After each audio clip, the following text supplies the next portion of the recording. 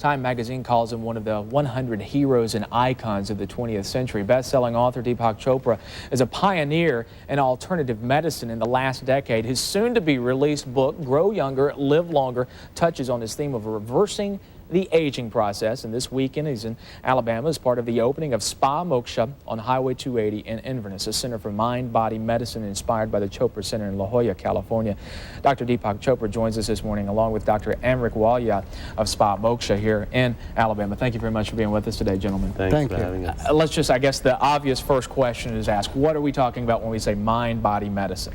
Well, everything that happens in your mind has an effect in your body. Wherever a thought goes, a molecule goes with it.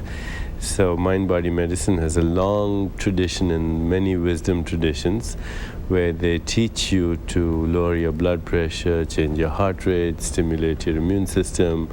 In other words, stimulate your own inner pharmacy, which makes all kinds of wonder drugs in the right dose at the right time for the right organ, and there are no side effects, and all the instructions come with the packaging, and the packaging is your own inner self. It's kind of the idea, I believe, that we've heard more and more of over the last few years, of kind of taking those old techniques, those old beliefs, and those old traditions, from many, many centuries ago, and kind of incorporating that with the major steps we're making in technology and medicine today. Absolutely. In fact, biotechnology only validates what these traditions have been speaking. So you can measure the effects now of these mind-body techniques, and there are many kinds of new biofeedback machines that allow you to actually scientifically validate everything that's been said for thousands of years. Now, to kind of explain why you are in Birmingham today, what the big deal is here in Birmingham this week dealing with mind-body medicine, Dr. Walia, you have a Spa Moksha, which is a new facility which is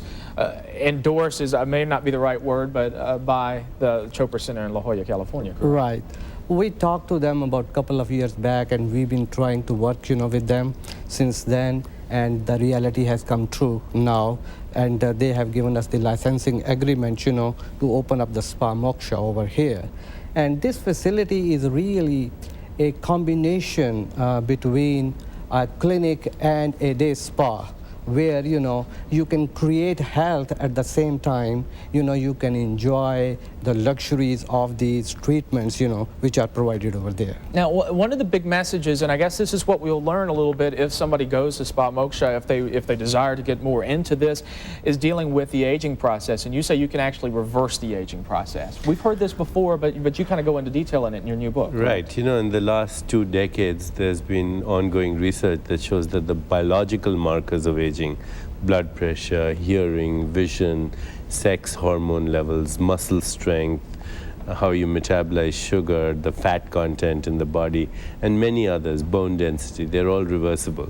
And from various institutions, scattered information has been coming onto what are the things that will reverse aging.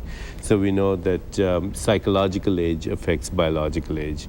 We know how you process the experience of time affects age. We know that if you have a good night's sleep, or you can have deep rest during the day, even through meditation, it reverses biological age. Nutrition, nutritional supplements, mind-body techniques, exercise, removing emotional toxicity from your life, learning how to be flexible, having the experience of love, learning how to think like a young person will all change the biological markers of aging. Let me ask you this. I saw a magazine the other day in the bookstore which said, live to be 120. It's going to be a fact of life for many people in the not too near future. Our current science says yes, that the maximum lifespan in good health could be 120. And but that's our current science. Remember that in the early part of the century, last century, 19th century, the average age of a human being in the United States was 49 years.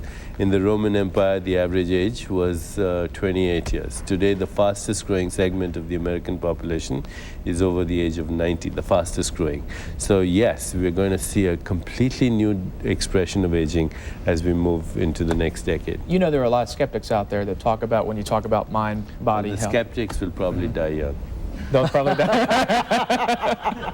Okay, there you go. Because they believe in that, right? You have said that people don't die of old age.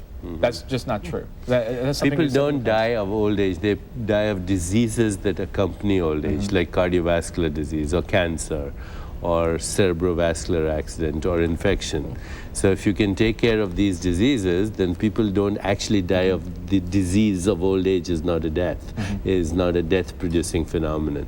So you can minimize the incidence of these diseases, you can prolong life. Quickly, I want to ask you, kind of getting off of this a little bit, but I want to ask you, been a lot of debate, a lot of talk about cloning, about stem cell research, things along those lines. I know that you deal a lot with religion, spirituality, as well as medicine, combine all of these in your conversations. What is your take on what's going on I think right there's a place now? for all of this, and it's, we should, you can't stop the progress of science and technology. We are going to have selective cloning in the future. There's no question about it. So you'll be able to replace body parts with your own cells. And also stem cell research is bound to happen no matter what you do. And there's great promise in this. I think the future belongs to the best of technology and the best of ancient wisdom traditions. And we cannot stop the progress of science.